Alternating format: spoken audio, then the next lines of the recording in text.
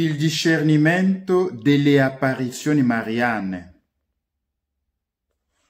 La prima cosa che bisogna sapere, il discernimento delle apparizioni mariane deve essere condotto e vissuto in comunione gerarchica. La responsabilità di esprimere il giudizio della Chiesa sull'autenticità o meno delle apparizioni mariane spetta alla gerarchia, in modo speciale al vescovo del luogo. Ogni vescovo esercita il suo ministero in seno del collegio episcopale, in comunione col vescovo di Roma, successore di San Pietro e capo del collegio. I sacerdoti esercitano il loro ministero in seno al presbiterio della diocesi sotto la direzione del vescovo. Mediante il senso soprannaturale della fede, il popolo di Dio aderisce indefettibilmente alla fede sotto la guida del magistero vivente della Chiesa. Matteo 16,19 dice: «Ti darò le chiavi del regno dei cieli, tutto ciò che avrai legato sulla terra sarà legato nei cieli, e tutto ciò che avrai sciolto sulla terra resterà sciolto nei cieli». 1 Tessalonicesi 5,21 si basa anche sulla esortazione dell'Apostolo Paolo riguardando le profezie. Esaminate ogni cosa e ritenete ciò che è buono. La prima lettera a Giovanni, capitolo 4, versetto 1.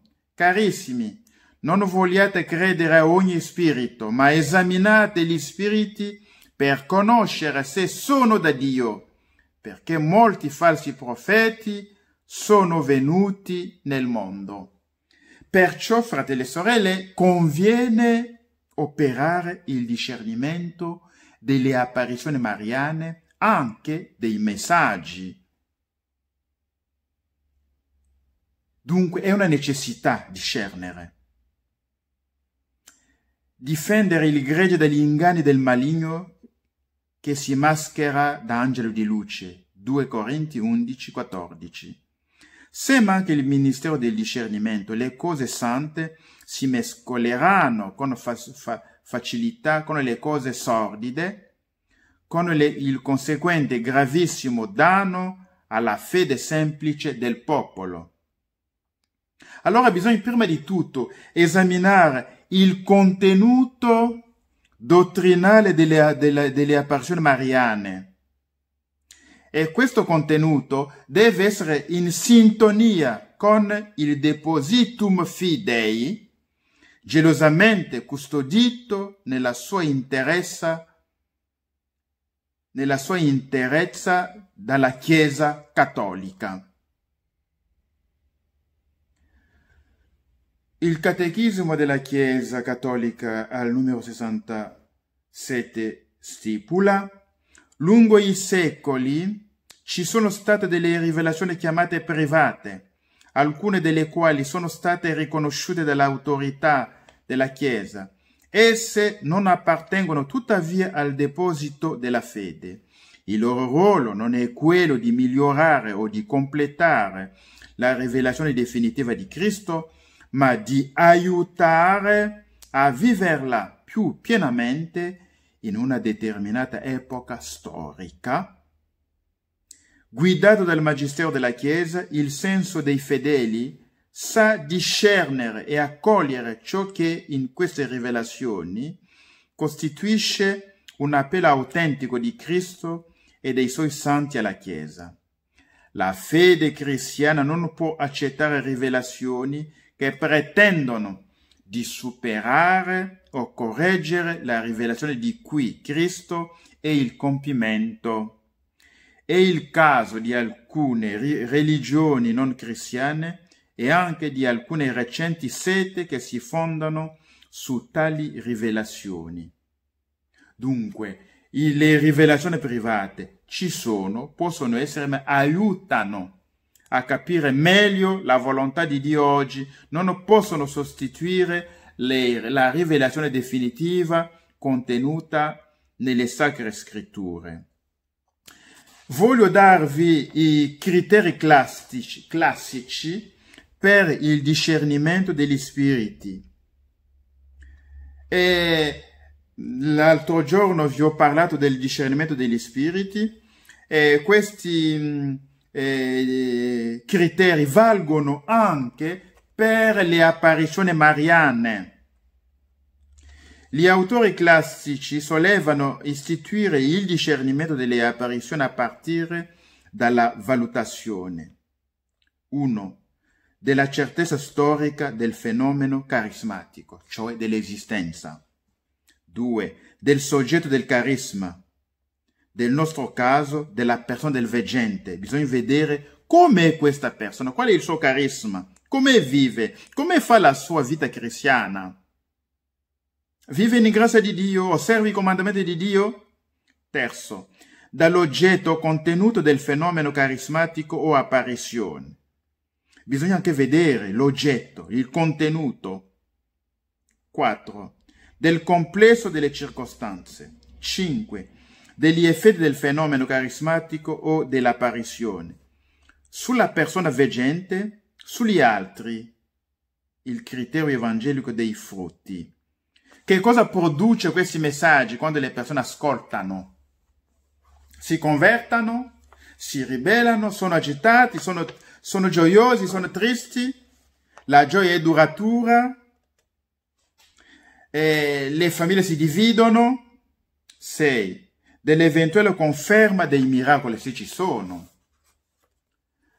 San Giorgio Preca, sacerdote maltese e instancabile catechista, canonizzato da Benedetto XVI il 3 giugno 2007, offre un'ottima sintesi della dottrina classica per il discernimento delle apparizioni nella preziosa opera intitolata Il Libro dei Segni, pubblicato nel 1945. Argomento: visioni dal cielo. Una visione del cielo si può riconoscere, ecco gli elementi che ci possono aiutare a capire che questa rivelazione ci viene da Dio, questo messaggio viene da Dio. 1. Dal timore e dalla confusione all'inizio, che presto si trasforma in gioia e serenità dell'anima. Questo si vede anche a Lourdes, nelle apparizioni di Lourdes, all'inizio con Bernadette Soubirous, oppure con i ragazzi di Medjugorje. Il primo giorno, quando appare la Madonna, si verifica questo, dal timore, dalla confusione all'inizio, che presto si trasforma in gioia e serenità dell'anima. 2.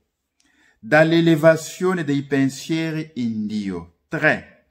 Dalla disposizione, ovvero dalla prontezza dell'anima all'orazione.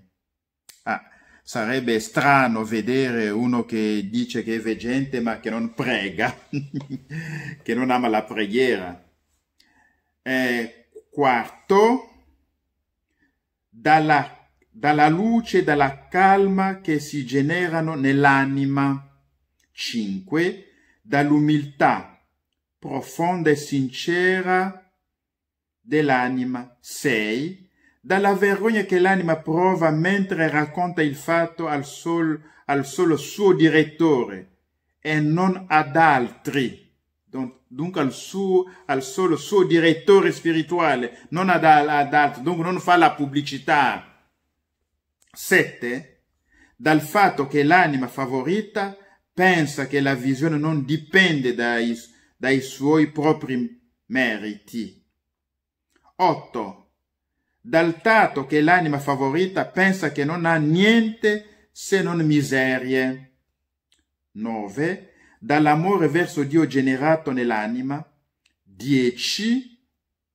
Dall'attrazione verso le cose del cielo generata nell'anima. 11. dai sentimenti di distacco che l'anima prova per le cose del mondo. 12. Dal desiderio per la mortificazione e la penitenza. 13. Dalla forza per l'esercizio delle virtù. 14. I primi 13 segni riguardano l'esperienza della persona veggente, del veggente. Dobbiamo riscontrare questi elementi, questi 13 elementi che ho elencato. Adesso ci sono dei segni che riscontriamo nell'oggetto che appare. 14. Dalla grande decenza del volto, della postura e degli atti delle figure che appaiono, che generano sempre sentimenti di grande purezza. 15. Dalla verità che dicono i personaggi che appaiono, non dicono mai menzogne o cose contro la dottrina della Chiesa. 16. Non dicono cose contro la dottrina della Chiesa. Qui vorrei aggiungere una cosa o sottolineare che nelle apparizioni di Medjugorje, per esempio, la Gospa chiede sempre di pregare per i nostri pastori.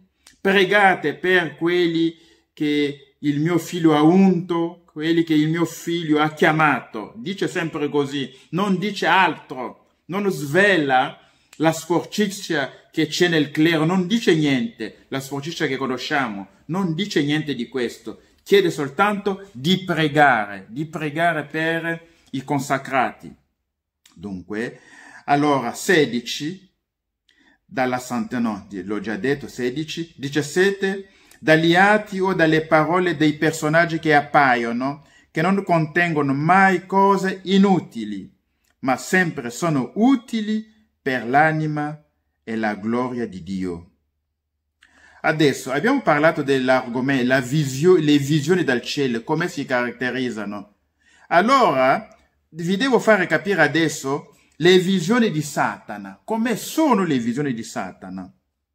Una visione da Satana si può riconoscere. Cominciamo sempre nell'esperienza del veggente. Che cosa avverte il veggente quando c'è una visione di Satana? 1. Dalla gioia e dalle delizie che si provano all'inizio, dico all'inizio, mentre nelle visioni del cielo di Dio c'è il timore e la confusione all'inizio, che si trasformano in gioia e in serenità, mentre nelle visioni di Satana è subito la gioia, le delizie che il veggente prova. 2. Dall'inquietudine e dalla confusione e dalla tristezza del cuore che seguono dopo la gioia dei sensi. Dunque c'è la gioia dei sensi e poi viene l'inquietudine e la confusione. Dunque quella cosa non viene da Dio subito. Dovete capire che quella visione non viene da Dio. 3. Dalle tenebre e dalla confusione dell'anima, che permangono in coloro che accolgono queste visioni e non le contraddicono. Dunque queste anime rimangono nelle tenebre e nella confusione. 4.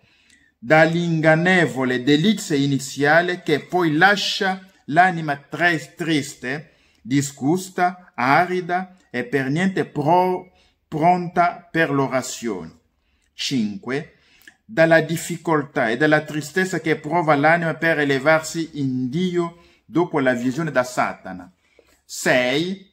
Dalla superbia generata nell'anima che conserva sentimenti di superbia e di stima di sé. E questo si nota anche in alcune presunte apparizioni false. Il veggente è veramente superbo e insulta la gerarchia della Chiesa, manca veramente di umiltà.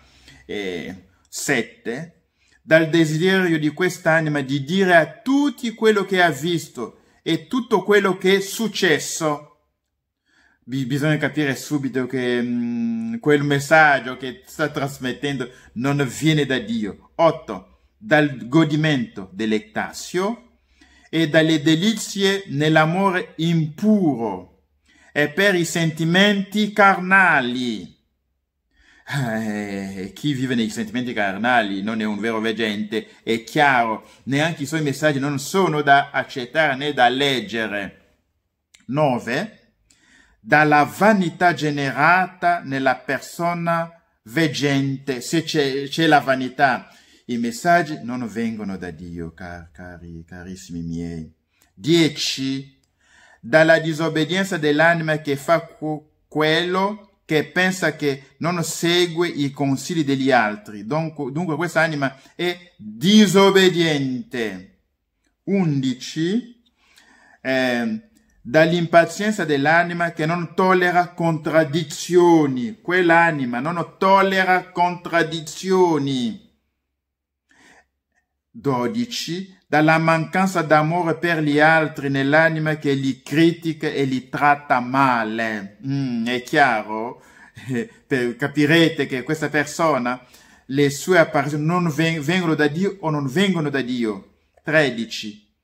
Dalla mancanza di mortificazione nell'anima dopo la visione.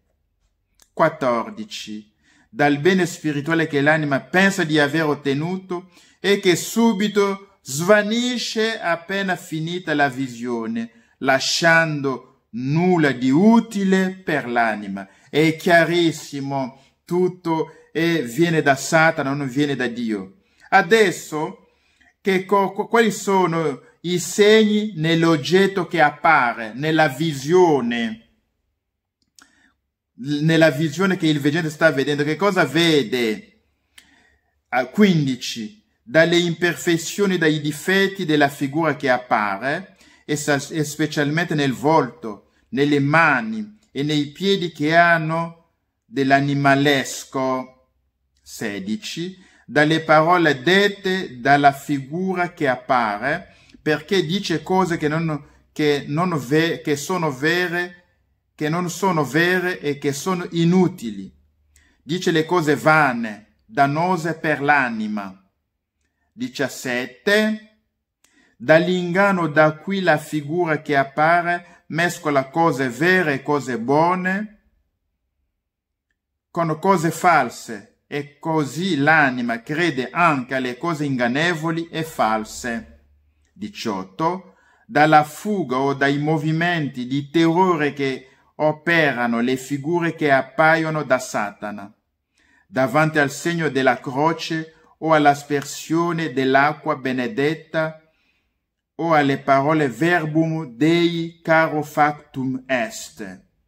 Qui, quando la Madonna appare a Bernadette, penso lei la sua mamma che gli dà una bottiglietta dell'acqua per buttare sulla Madonna. Quando la ragazzina l'ha fatto, la Madonna sorrideva. La stessa cosa è successo ancora a Medjugorje. I ragazzi hanno buttato l'acqua sulla Madonna e la Madonna sorrideva. Allora, l'ho già detto, il discernimento delle apparizioni mariane deve essere condotto e vissuto in comunione gerarchica. Non possiamo pretendere da soli, camminare da soli, fare cavaliere da solo in questa cosa, mancare addirittura un padre spirituale che ti guida e pretendere di essere veggente da solo. Allora,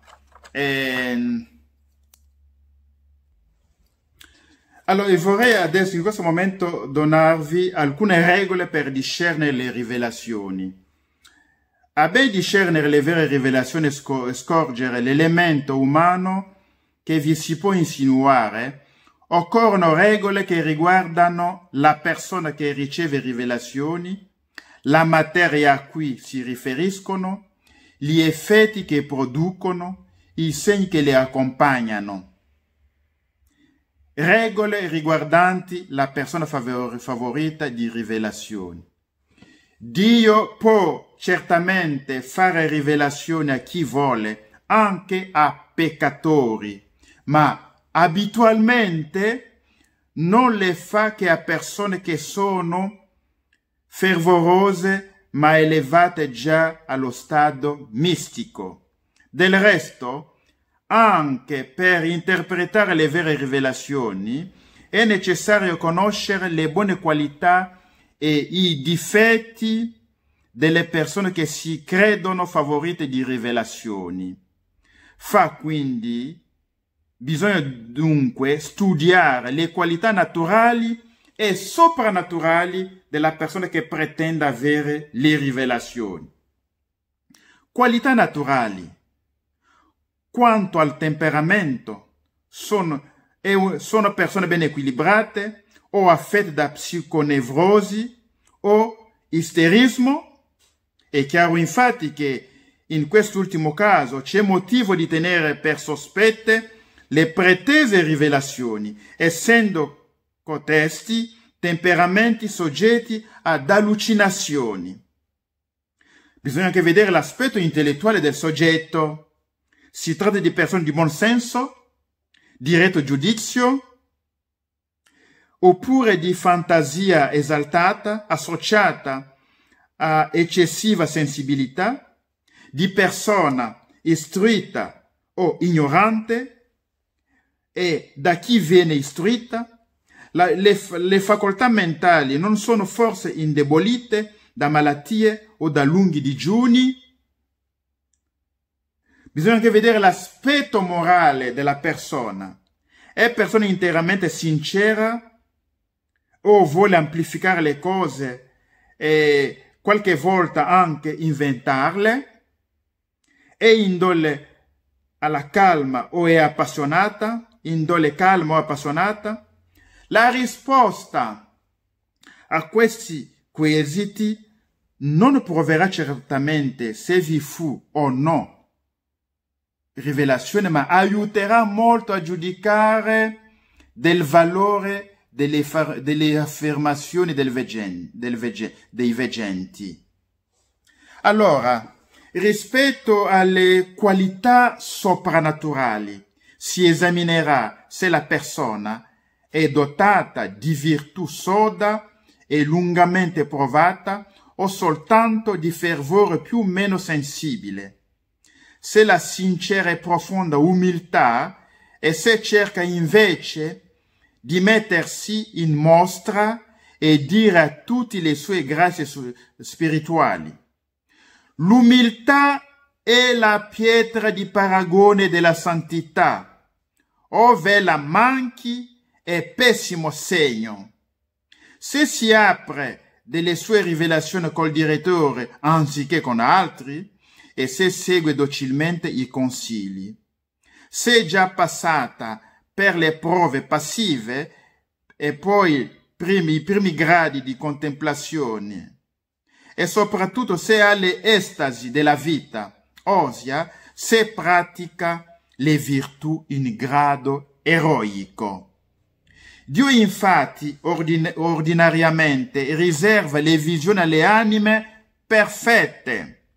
Notiamo bene che l'avere una persona le dette qualità non prova che abbia avuto la visione o la rivelazione, ma solo ne rende più credibile l'affermazione.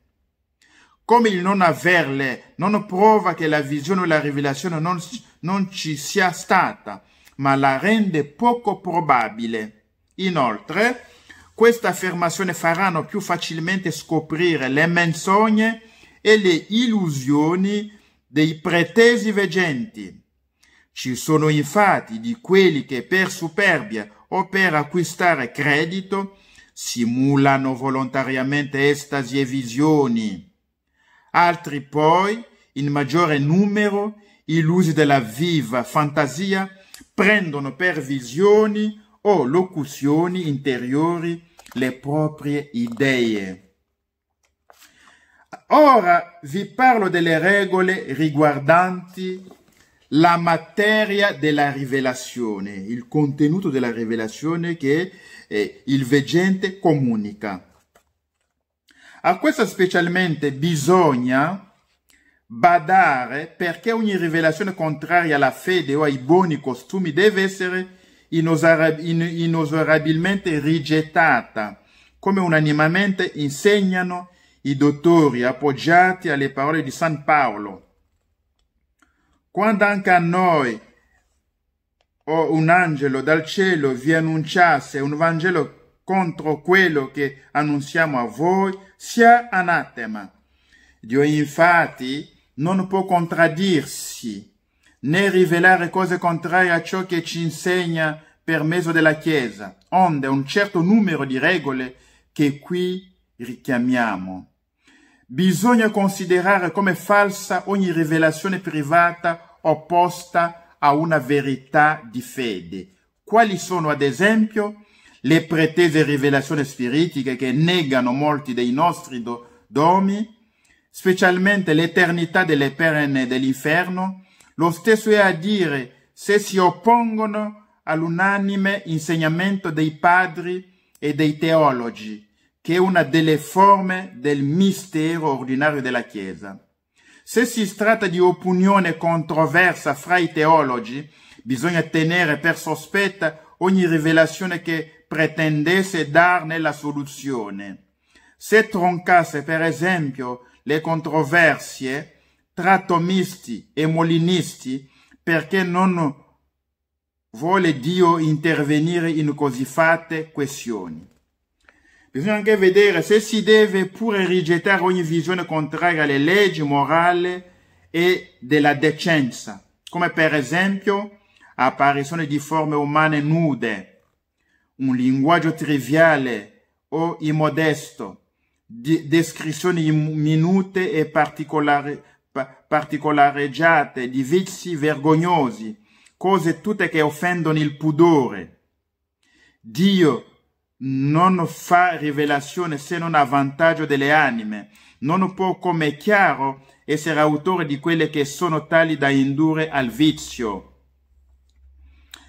Per questo stesso principio sono sospette alle apparizioni che mancano il decoro di riservo, e a più forte ragione tutto quello ove appare il ridicolo. Quest'ultimo segno è indizio di contraffazione umana o diabolica, quali furono le manifestazioni del cimitero di San Mattardo. Neppure possono ammettersi come provenienti da Dio richieste impossibili ad eseguire, tenendo conto delle leggi di provvidenza e dei miracoli che Dio solo può fare. Dio infatti non chiede l'impossibile. Regole riguardanti gli effetti prodotti dalle rivelazioni. Dunque, gli effetti, queste rivelazioni, se sono da Dio, quali sono gli effetti? Se vengono da Satana, quali sono gli effetti? Come si giudica? Si giudica l'albero dai frutti. Così si può giudicare delle rivelazioni dagli effetti che producono nell'anima. Stando a Sant'Ignazio e a Santa Teresa, la visione divina cagiona a principio un sentimento di stupore e di paura, a cui presto succede un profondo e durevole sentimento di pace, di gaudio e di sicurezza. Nelle visioni diaboliche avviene il contrario. Se a principio sono causa di gaudio, succede presto turbamento, tristezza, scoraggiamento. Arti diaboliche, onde il demonio fa cadere le anime. Questa regola riviene sempre, l'abbiamo già detto, questa è la terza volta, ma lo devo dire. Le vere rivelazioni rassodano l'anima nelle virtù dell'umiltà, dell'obbedienza, della pazienza e della conformità al volere di Dio. Le false generano orgoglio, presunzione, disobbedienza. Ascoltiamo Santa Teresa. È grazia che porta a seguito grandissima confusione ed umiltà. Se fosse dal demonio, sarebbe tutto il contrario, e chiaramente intendendosi che è cosa data da Dio, perché nessuna industria basterebbe a dare tali sentimenti. È impossibile che chi la pensi che sia bene suo, ma dono della mano di Dio. Si presenta qui la questione che si possano chiedere segni, conferme di rivelazioni private. Se la cosa è importante, si può, ma umilmente e condizionalmente, perché Dio non è obbligato a fare miracoli per provare la verità di queste visioni. Ma se ci sono miracoli che avvengono, sono anche un segno che queste rivelazioni, questi messaggi sono veri. Allora, vi ho parlato per 30 minuti, penso che basta per oggi. Credo che questa catechesi vi aiuterà a discernere il vero dal falso nelle rivelazioni e nei messaggi, e anche a vedere, a discernere che la persona del veggente, la descrizione dell'essere soprannaturale che sta vedendo, tutto questo vi aiuterà a discernere il contenuto del messaggio. E poi quando ascoltate questo messaggio, che cosa produce questo messaggio in te? Allora tutto questo ci aiuta a discernere, perché oggi ci sono delle vere apparizioni, dei veri messaggi, ma ci sono anche dei falsi messaggi. Non è facile discernere. Invocate sempre lo Spirito Santo, tenete conto di ciò che vi ho detto, ma colui che vi aiuterà a discernere molto di più è Dio stesso. Chiedete, invocate lo Spirito Santo vi aiuterà a discernere. Invocate lo Spirito Santo anche quando vi trovate davanti a una persona, un sedicente veggente, invocate lo Spirito Santo su di lui, vedrete dal suo comportamento, dalle parole che escono dalla sua bocca, se viene da Dio o non viene da Dio, dal suo comportamento, dalla coerenza, da come si presenta. È una persona umile o orgogliosa, è obbediente o disobbediente. Dunque con questo quadro potete benissimo discernere le cose che vengono da Dio e quelle che non vengono da Dio. Invocate lo Spirito Santo, è l'unico maestro che io vi possa consigliare, perché anche dopo aver spiegato come ho spiegato, può darsi che non sia sempre facile, quando siete di fronte a un messaggio, discernere se questo messaggio viene dal cielo o non viene dal cielo. Non abbiamo chiuso il capitolo e prossimamente potremo ancora approfondire questo studio per donarvi per aggiungere altri elementi, per spiegare ancora altre cose che ci aiuteranno noi tutti quanti a discernere in questi tempi che viviamo, tutti i messaggi che ci vengono, che leggiamo nei gruppi di WhatsApp, su Facebook, se vengono da Dio o non vengono da Dio, se bisogna tenere conto di questo. Ma se siete io ci credo, siete in grazia di Dio, invocate lo Spirito Santo, vivete in comunione con Dio, Dio non vi farà mancare la grazia del discernimento. Vieni, Spirito Santo, scendi su di me, Spirito di Dio, scendi su tutte le persone che mi ascolteranno questa catechesi.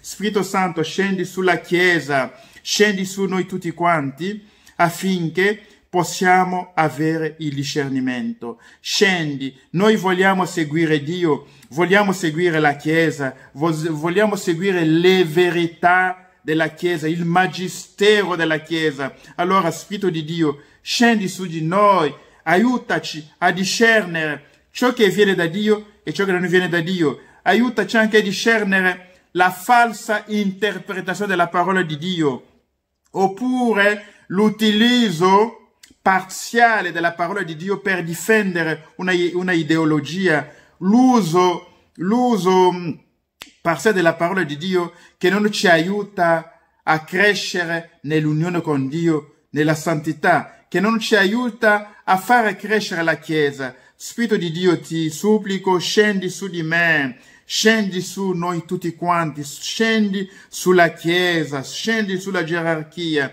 scendi su tutti i fedeli. Spirito di Dio, scendi su tutto il mondo affinché il mondo possa riconoscere Gesù come l'unico Salvatore. Amen. Sia lodato Gesù Cristo.